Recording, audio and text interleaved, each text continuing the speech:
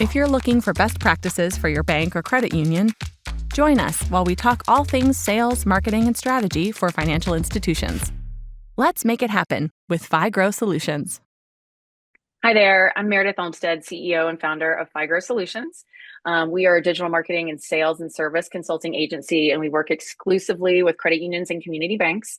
I am here with Sophie Bawani. Sophie is one of our social media and inbound marketing strategists, and she is also what we like to term our social guru. And so Sophie is here with us. We've been talking about some client work that we're doing with some individual clients who are doing influencer campaigns, as well as just trying to reach out to younger and engage younger audiences on social media, particularly TikTok and Instagram. And I was like, you know what, Sophie, let's hit record on some of this conversation because I think it really makes a lot of sense to cover it. So say hi, Sophie. All right, so today we wanted to talk about how to make complex financial topics.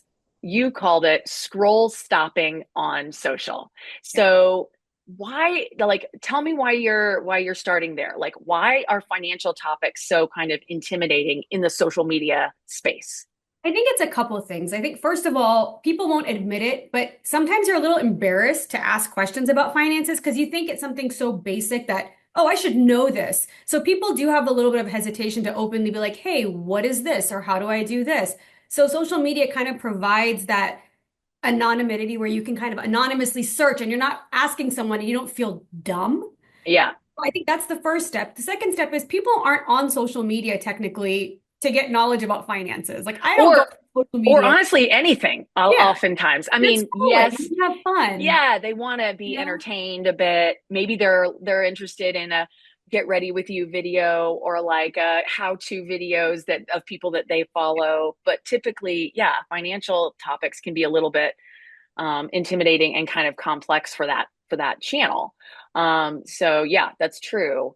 And we always too run into the problem of too much text, clients, or overly graphic, a focus, like putting their logos and their colors and stuff on every single piece of content, right? Why is that a problem on social? I feel like too much text and too much graphic, people don't want to read. Like, I feel like that's the beauty and the problem with social media is it's kind of mindless. Like, it takes a lot of stress off. It's not a heavy investment. You're not reading and you don't need to use too much brain power. So you want to break things into consumable content. And that's Gotcha. where the balance comes in of if it's graphic and it has a lot of words and a lot of statistics, unless it's something really, really relevant or something really catchy, people are going to be like, oh, this is too much. And they'll just scroll by it. They don't want to stop. Yeah. So it's like, if you're going to put text on it, it also has to fit with the channel. So like if you're making a reel for Instagram or TikTok, you don't want it to look like it was edited in some very fancy video editing, program. You want it to look like it was made on TikTok, where with like the bubbles and like the fun step. And so a lot of times, but financial institutions, I find they want everything to be super polished and on brand and, and like just perfect. And it doesn't fit. While it looks nice, it doesn't fit with the user experience on some of these channels. And then young people are like, they see right through it. They won't follow you. And they're certainly not going to engage with the content. So, okay. So first thing, so that's one thing already that we've already said is basically like keep the graphics very appropriate to the channel. You can have things that are very polished and look very nice and on brand on your website and emails, even Facebook, it fits. And the occasional branded elements on Instagram are fine, but typically the content that people are really engaging more with is the real content, behind the scenes content, plain old photos, or short little videos or, whatever that doesn't have a ton of polish. So that's the first thing for sure. What about like in terms of actual content? Because you write scripts for clients who are doing reels. So how do you deal with complex like topics, financial ideas?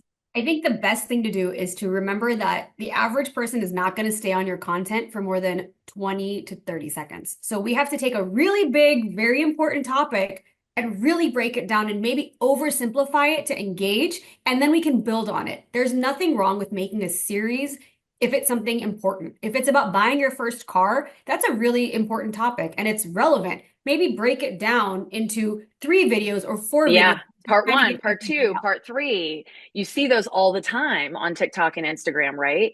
Where you have like a 30 or 45-second video that covers the first point, and then, 6 hours or a day later, they put up part two and part three. And that gets people over to your feed or your list of reels to then go watch the other parts, which is great. So bite-sized pieces, different parts, or like carousels potentially on an Instagram post could work.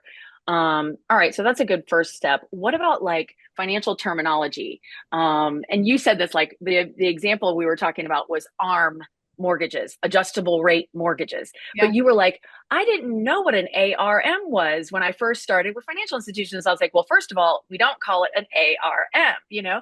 So it's really funny, like avoiding terminal like jargon, or intentionally defining it, right? The average person, and especially when you're targeting every credit union and bank that we've spoken to, their dream is to have a younger member audience. Your younger member audience may not know what a Roth IRA is. They probably don't know the different ways to set up for retirement. They're not there yet. So talking Sure. about mortgages and auto loans, you have to simplify the terms because they're out with very little actual knowledge and they're going to trust you. If you want to build that trust, you need to simplify it so that they can become an authority and feel comfortable and confident in making those big decisions. Yeah.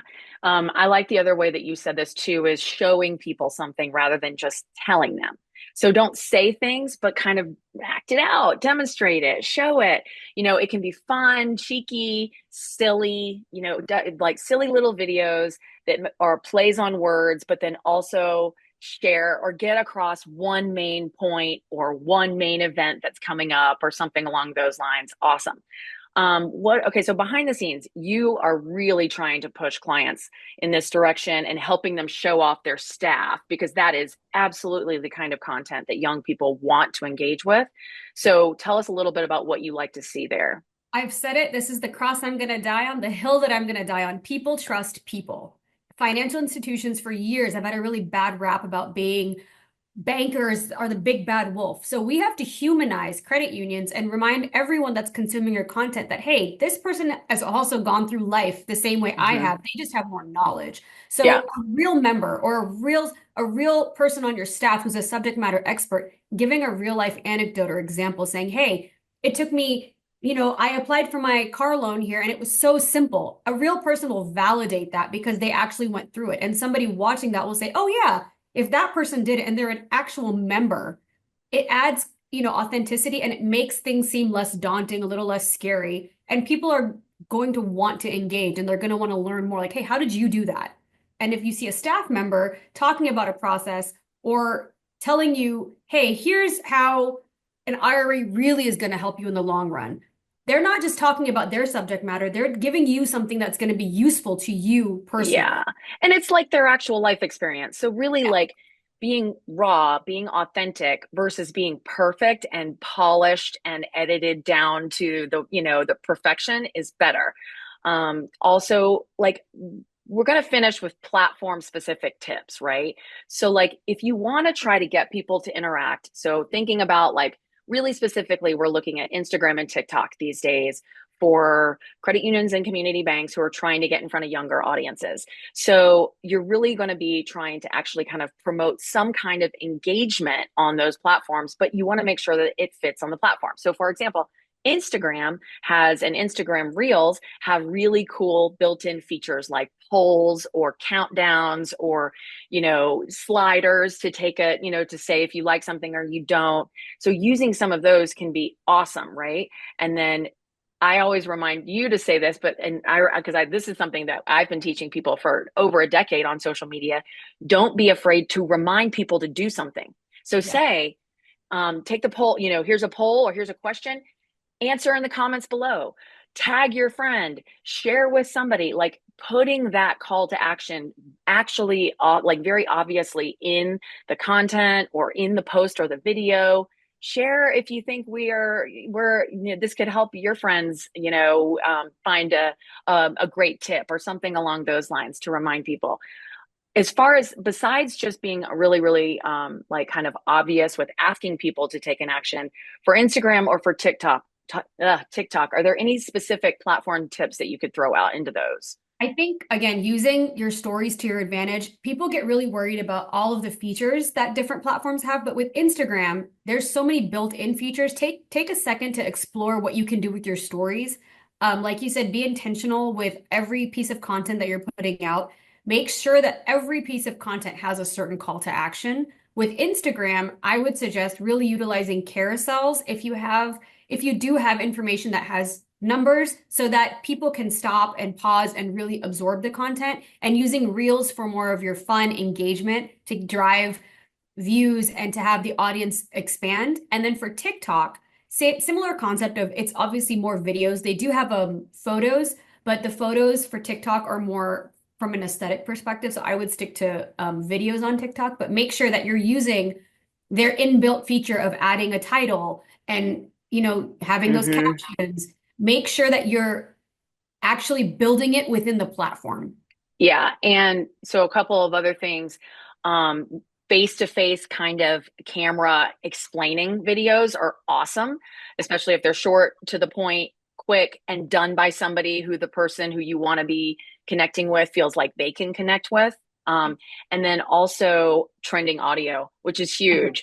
And that is where like somebody like your support is huge, because the average marketer at a financial institution, even me, like I have no idea what's trending audio for young people on TikTok or Instagram Reels. But if that's your job to kind of stay up to speed on what's trending, and then you can shoot over the trending template to a client, and they can quickly make a silly financially minded video with a trending audio, it can be huge for engagement. So awesome. Well, thank you so much, Sophie. These are great tips. I appreciate you carving out some time to kind of share your expertise. If you all are interested in learning more about social media or digital marketing for your credit union or community bank, please visit us at figrow.com. We have lots of other great podcasts. We have blogs and case studies. And so we'd love to see you there. And otherwise, let's just all get out there and make it happen.